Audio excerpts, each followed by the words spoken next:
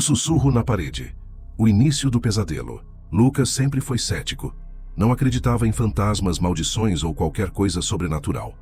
Ele sempre se orgulhou de sua racionalidade e lógica imbatíveis, considerando essas histórias como apenas superstições de pessoas impressionáveis. No entanto, isso mudaria para sempre quando se mudasse para aquele apartamento antigo no centro da cidade.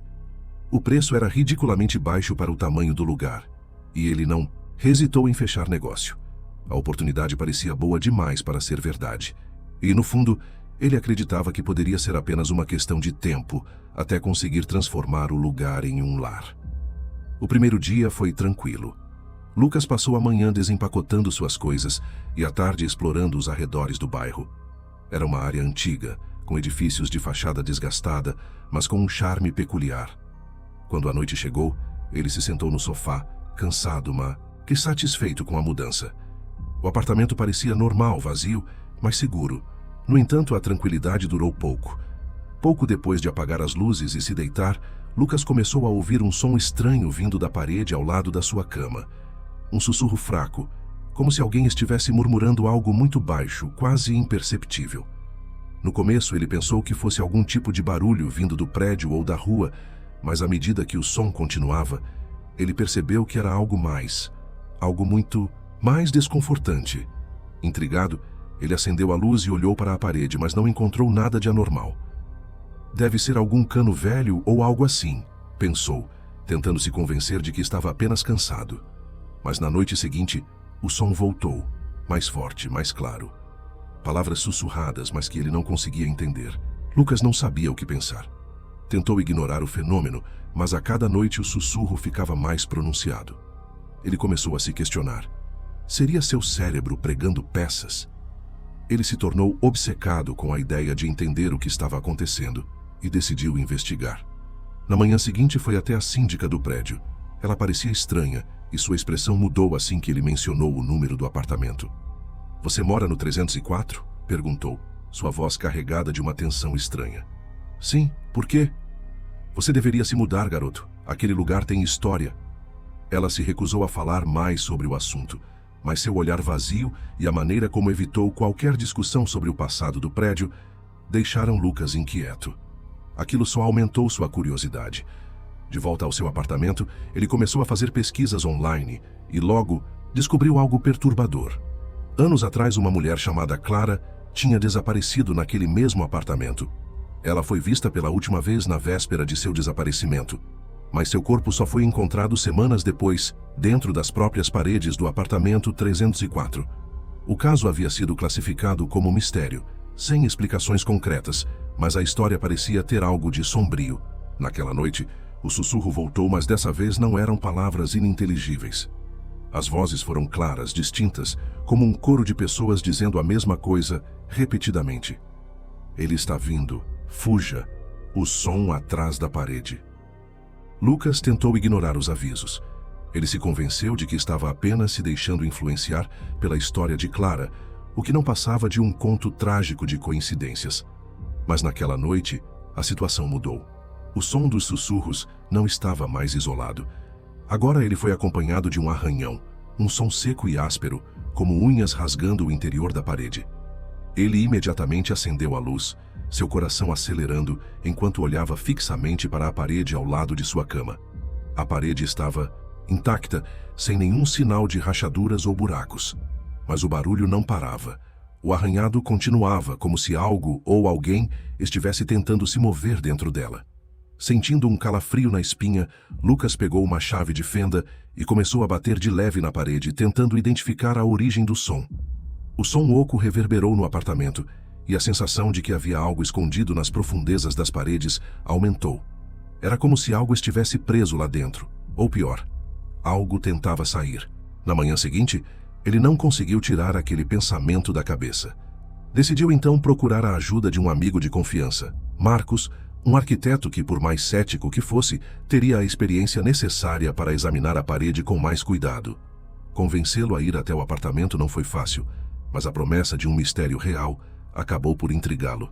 Com as ferramentas de Marcos em mãos, eles começaram a abrir um pequeno buraco na parede, perto da área onde o som vinha. O primeiro golpe de martelo foi o suficiente para criar uma rachadura no gesso, e a poeira subiu no ar. Marcos cavava com mais força e Lucas observava tentando controlar a ansiedade. Então, de repente, Marcos parou.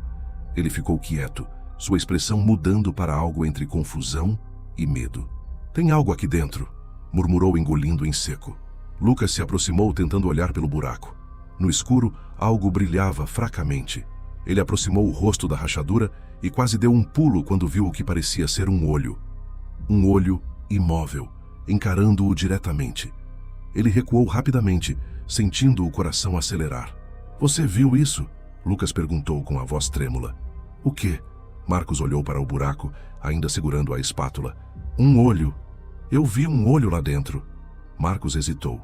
Olhou novamente pelo buraco, mas agora só via escuridão. "Lucas, não tem nada aqui." Mas Lucas tinha certeza do que tinha visto. Ele não podia ter imaginado algo tão real, tão horrível. Mas antes que pudesse insistir, um novo som perturbador veio da parede. Um estalo seco, como se algo estivesse se movendo no interior do espaço, algo tentando sair. Marcos recuou, engolindo em seco, visivelmente assustado. "Cara, isso tá ficando estranho. Acho que não deveríamos continuar." Mas Lucas não queria parar. Algo dentro dele dizia que ele precisava saber o que estava escondido ali. Ele pegou uma marreta e, antes que Marcos pudesse impedi-lo, golpeou a parede com força. O buraco aumentou de tamanho e um cheiro pútrido invadiu o apartamento, um fedor de carne podre. Lucas tapou o nariz, tentando se afastar do cheiro insuportável. Dentro do buraco, algo começou a se revelar. Pedaços de tecido apodrecido, uma mão ressequida e então, sem aviso, um grito. Agudo, agoniante, vindo de dentro da parede. Um grito que fez os pelos de Lucas se eriçarem. Lucas caiu para trás, tremendo de pavor. Marcos, assustado, correu até a porta tentando desesperadamente abrir, mas a porta não cedia. A luz do apartamento começou a piscar violentamente, e as sombras nas paredes pareciam ganhar vida, distorcendo-se, tomando forma, criando rostos grotescos e olhos vazios. E então tudo ficou em um silêncio mortal. Lucas olhou para o buraco novamente. O olho ainda estava lá. Mas agora ele piscou. O horror ganha forma. O ar estava pesado. O som do grito ainda ressoava nas mentes de ambos. Lucas estava paralisado. O que quer que estivesse ali dentro da parede estava vivo. Não era uma ilusão ou um simples fenômeno. Era real.